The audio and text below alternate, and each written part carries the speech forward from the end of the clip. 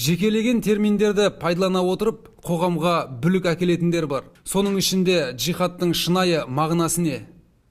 Енді бұл термин өз кезегінде бәрімізге мәлім, пайғамбарымыздың дәуірінде бір үлкен майдан соғыстан келе жатқанда пайғамбарымыздан бұл неден үлкен жихадтан келе жатырмыз ғой деген кезде пайғамбарымыз негізгі жихад енді болады. Ол өзімен күресу, яғни өз нәпсімен күресу деген болады. Бұл бәрімізге мәлім дүние. Алайда әлгі атқарған майданда болу не ол кіші жихад деп көрсеткен болады. Осы тұрғыдан қарайтын болса, күніміздегі жихад білім саласы болды. Қалам болды.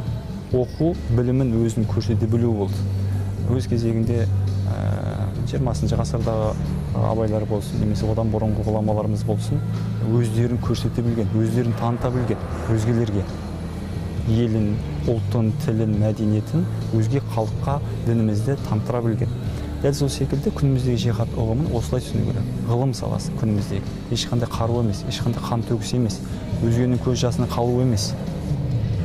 Алайда өкінішке орай біздің жаңағы жастарымыз айтып жатыр, ғаламтордағы бір тар түсініктің аясында бір терминді ғана алып алып, елімізде, яғни ислам шариғатының аясында өмір сүрмеді деп өзге елге аттанып, ол жақтағы мұсылмандар деп санаған олардың түсінігіндегі адамдармен бірге қосылып қан төгіп жатқан жайы бар.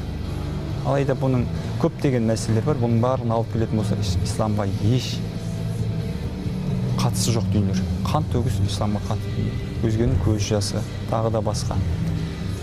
Осы жихад күнімізде жастарымызға өзімен, яғни әуелі өзінің нәпсісін тәрбиелеу, адам өзін тәрбиелеу, адамдық екендігін, білімге деген құштарлығын арттыру, өзін таныстыра білу, осы нағыз жихад болмақ.